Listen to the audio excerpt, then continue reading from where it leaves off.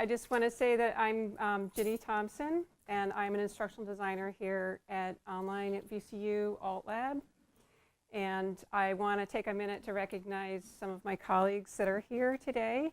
And Molly Ransone, she's sitting there with a laptop, and she's the Associate Director of Learning Media here at the Alt Lab.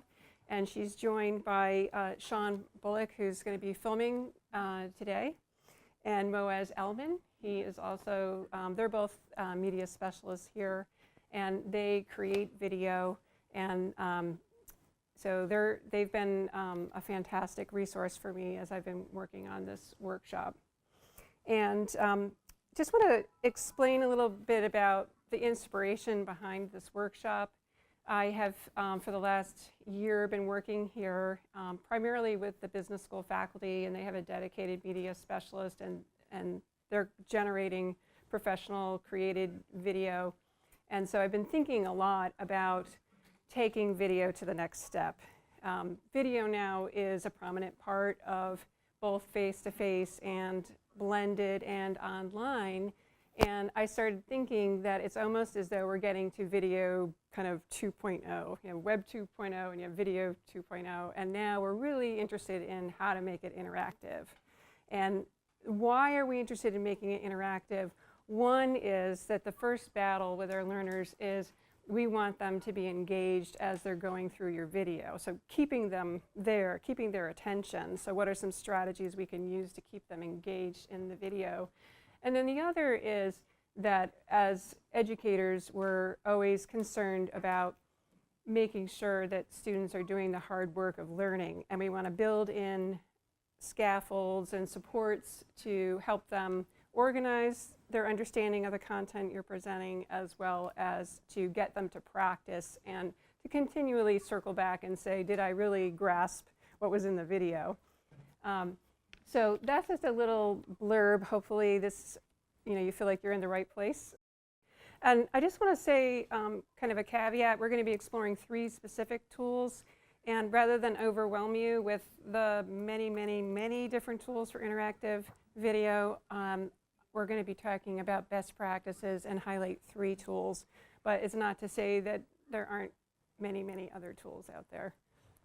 I like this clip just because it reminds me of the idea that way back when people thought that technology or TV was going to be educational for kids, and then they realized that just putting learners in front of TV was inherently a passive activity. And so I've come to the same conclusion now that we've got many, many YouTube videos out there, and we all know that we can feel very impatient, especially when we're in the online environment. So all the more reason to make things interactive. So there's 2 parts to this workshop. The first one is best practices for instructor-created video and what we have learned from the learning sciences. So I'm going to talk about that first.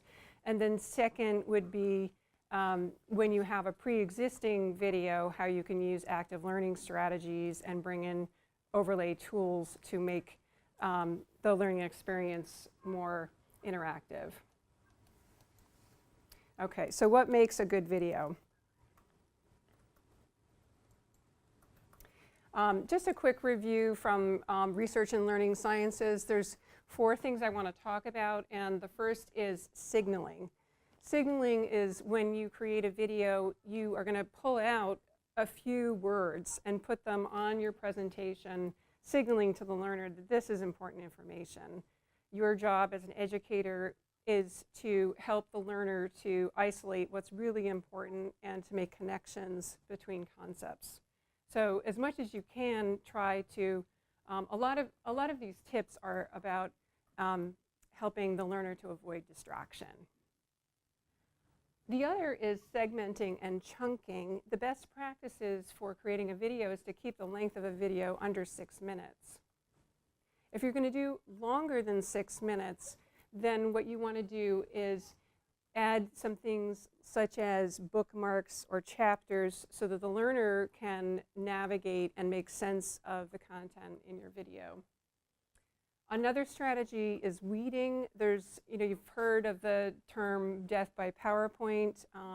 Oftentimes, and I'm included in this, that we get carried away with putting a lot of text on the screen and a lot of images, and really we need to pare things down. An important thing to keep in mind is that learners retain more auditory information and less of what's on the screen. So sparing use of what's on the screen. Finally, matching modality. This is a pretty simple concept. And I've got my two images here on the screen. The first is what I call a talking head, an instructor lecturing. And then we've got an image here of an instructor writing on the screen, or there's a chart or diagram. So matching modality. So when it makes sense for you just to be speaking versus when it makes sense for you to have an image on the screen and you're narrating. So that's called matching modality. I thought I'd just give you an example of what I'm talking about. And this is a video that was created in conjunction with Molly Ransone and our alt lab. And the faculty member is Lemuria Carter. She created this video on open government. And I feel that it illustrates some of these things I was just talking about. Welcome to this virtual overview of open government.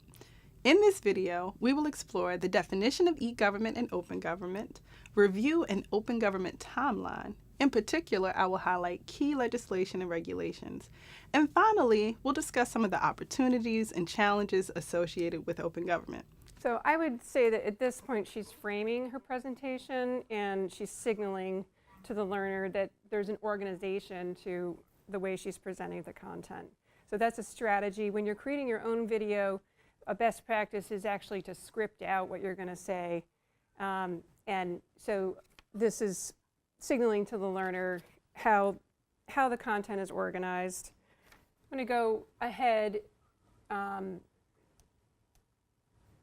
little further. Keep these opposing views in mind as we discuss open government. Which do you agree with? Do you see value in them both? We will come back to this discussion towards the end of the video when we explore the transparency paradox. Again, very simple, but I just think highlighting transparency paradox is an example of weeding, where you're signaling the important information, stripping away the extraneous inputs. And then a little later on in her video, she has a timeline. As I mentioned, this video will focus on the United States. In the U.S., the 1966 Freedom of Information Act, or FOIA, establishes the public's right to obtain information from federal government agencies. Through this act, every citizen of the United States gained the right to access and obtain reproductions of records created and maintained by federal government agencies. So just very simply, I would say this is an example of matching modality, where she has some important visuals and she's switching from the talking head and she's narrating the information there. So what I want to do now is transition in the presentation to active learning strategies, and these strategies that you can employ when you're either creating videos or using videos.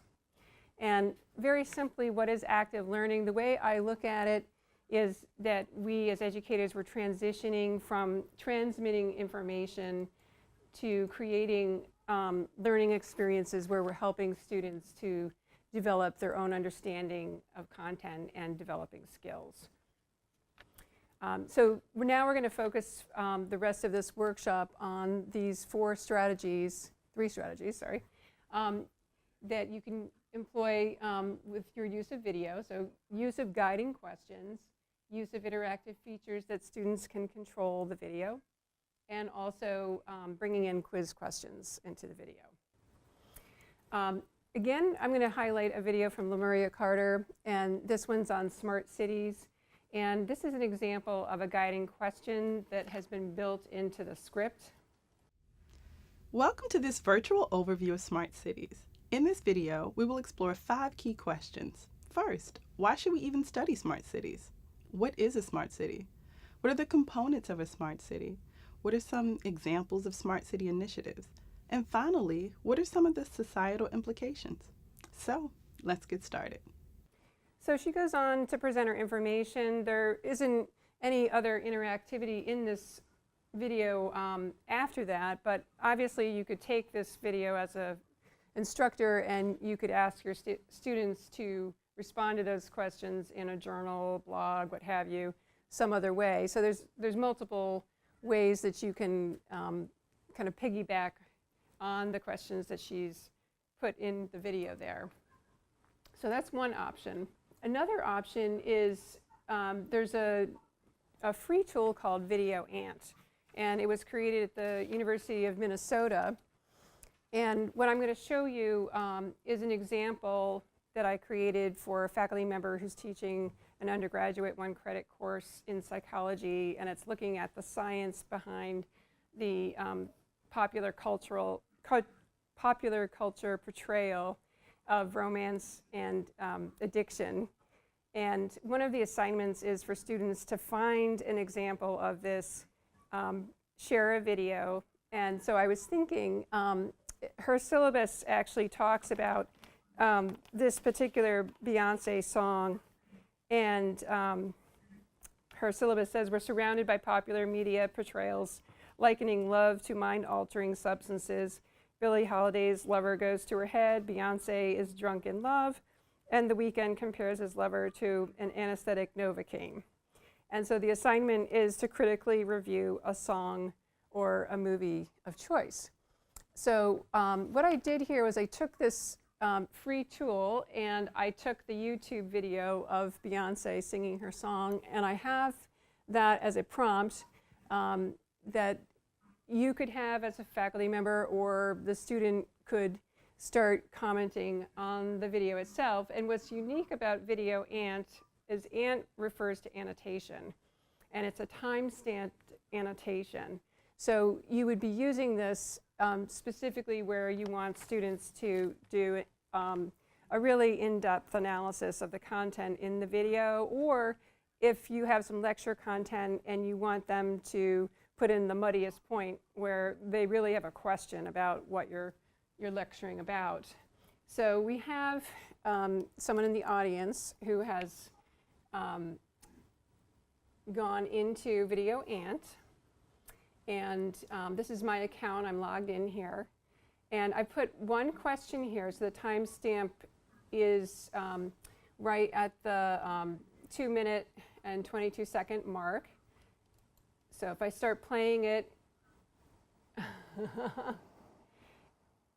okay, you'll see that Molly just put in a comment about the video just now. If she wanted to, she could respond to my prompt by clicking on this respond button. I'm going to move this along the timeline just so you can see as it plays.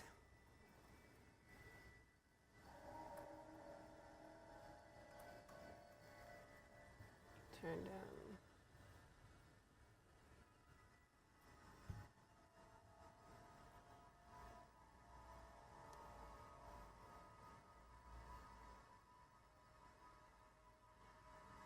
Actually, oh, okay. So you wrote this message. The message here seems like a glorification of drinking that doesn't match realities. And so I can also write back to her.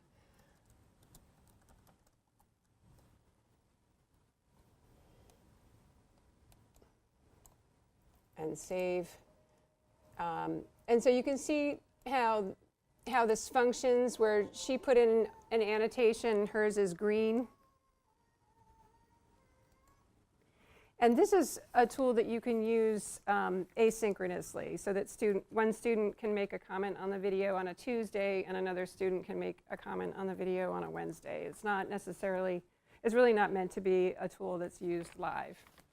So another example I just want to share with you in the way that Video Ant was used is in a business class last fall. They had a guest speaker come in, and the faculty member took the recording of the live guest speaker. This was an online class, and he put the recorded live session into VideoAnt, and then he turned it into an assignment and asked the students to respond to the guest speaker, who's from Walgreens.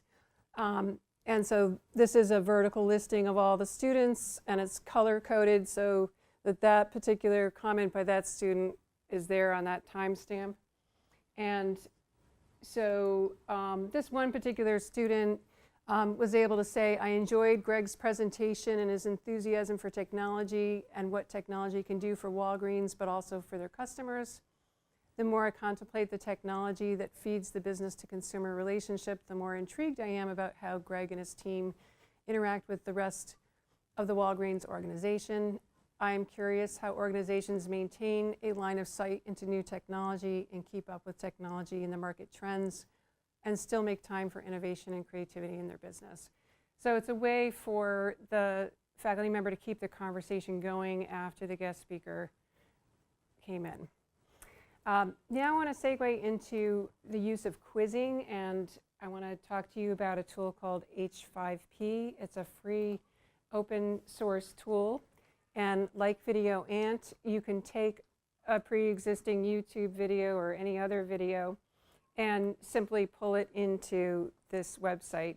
And I use the interactive video feature, and it's fairly easy to use. And it has a lot of nice components to it. First off, just as to reinforce why we're quizzing our learners, in this particular instance with H5P, it's definitely adding an element of interactivity, but it's also giving them immediate feedback on how they do in the quiz questions. This is an example of a video where an MIT professor is talking about active learning strategies. Okay, so what I'm going to show you is the number of interactive features that H5P has in addition to quizzing.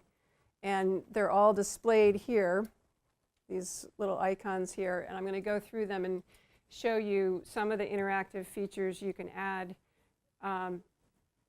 with this tool.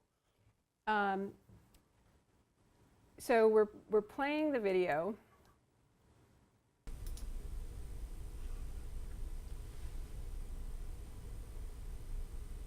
Well, active learning is the idea that students, to really learn something, to really understand something, have to be actively involved. And that just sitting passively and listening to a lecture really doesn't help students develop the higher order cognitive processes that they need to really understand something.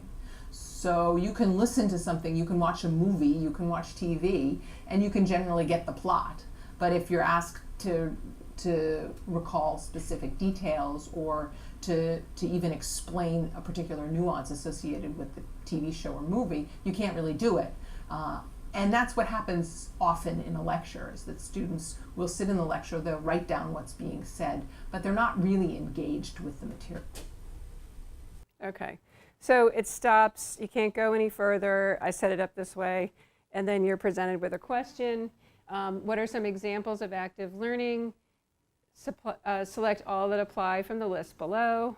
Brainstorming would be one, and listening to a lecture, not necessarily, unless you're teaching students how to do some active note-taking. Reading is not necessarily, but self-reflection is.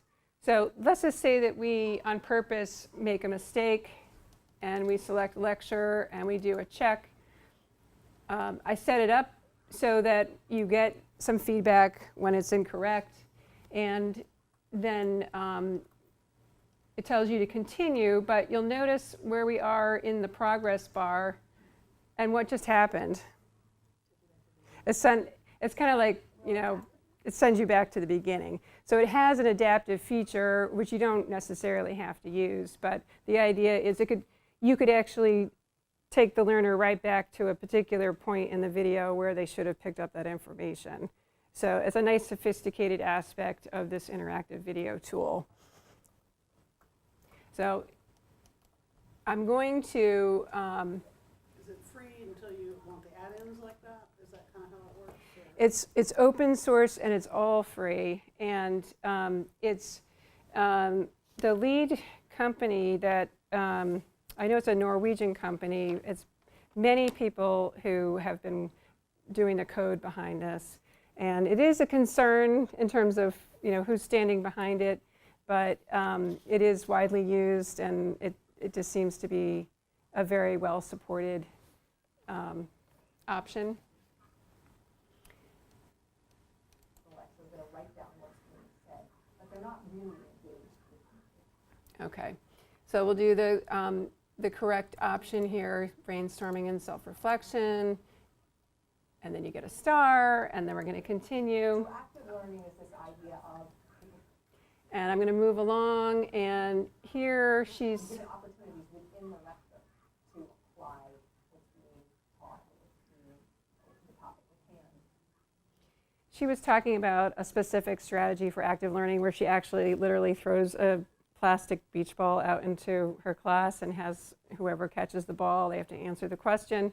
And so I just created a link to that other YouTube video, which is not necessarily, you know, best practice because you're sending the learner away, but I just want you to see that how many different interactive features there are available for this interactive video in H5P. Instructionist point of view, which really says that, as I said before, to understand, people have to make meaning of a topic. They have to construct their own meaning. And we show the research that really shows that this is true. For higher level cognitive processes, people have to be actively engaged. There's research to show that. We also show the classroom-based research. So Freeman's 2014 paper. Okay, so what I did was I went out and found the actual PDF of the article she was referencing, and then you can click on that and actually get the reading. And then we go a little further, and I created these little, what they call bookmarks. And so again, you know, when we talked about signaling to learners that you have like distinct chapters in a video, you can use this interactive feature here of adding bookmarks that label each section of the video.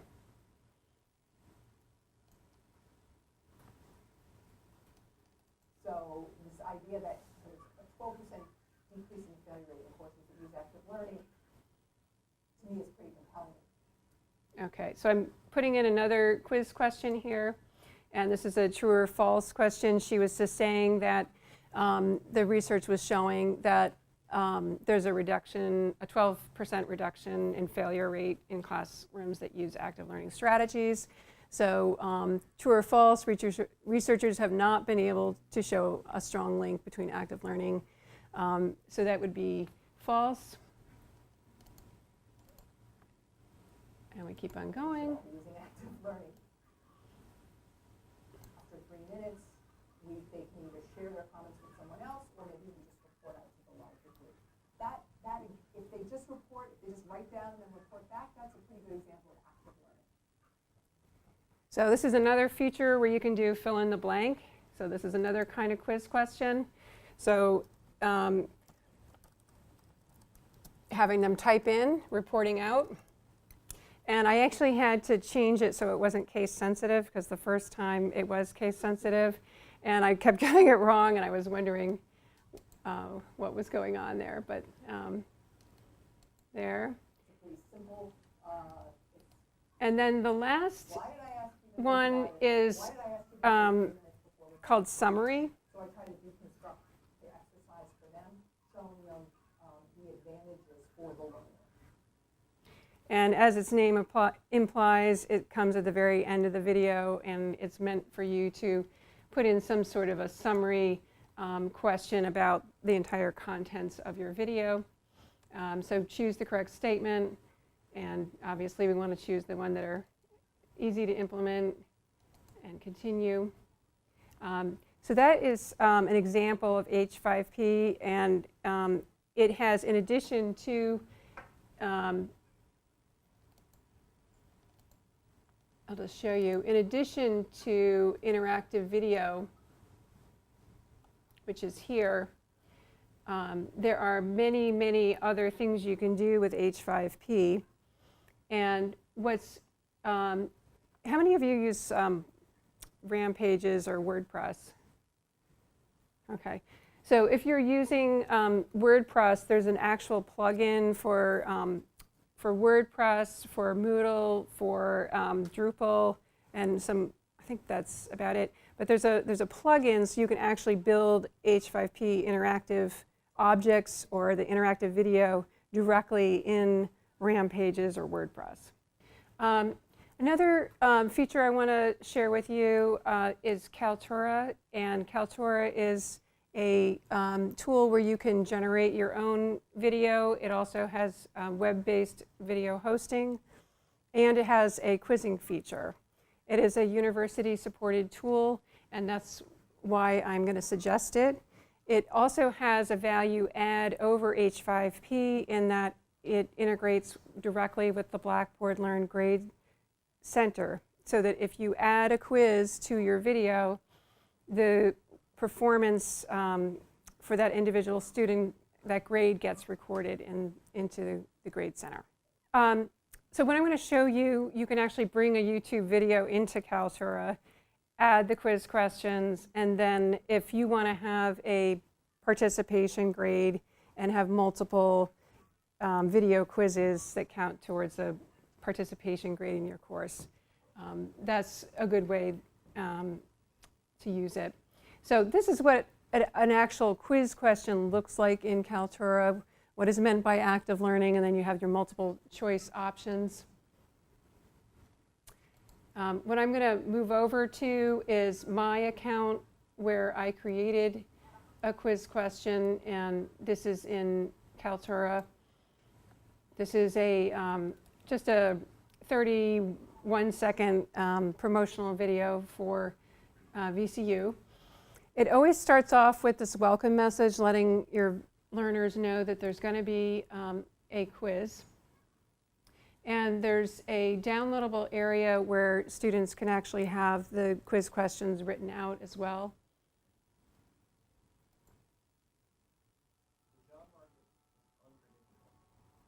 So I created my own job while I was still in school. I feel like my community doesn't have a voice, so I speak up through my art. There are potential health risks of being surrounded by smart technology, so we develop products that outsmart it. The world's problems aren't waiting for me to graduate. Okay, here's the first question. At VCU, students are encouraged to think creatively about their professional paths, true or false. I'm not sure I put any responses into this, but so you just see how it also pops up in the timeline. And so we're selecting it. And what you notice is you don't get immediate feedback with the Kaltura quiz option, unlike H5P. So that's something that you have to weigh out with using it. Here's another quiz question. What is meant by active learning?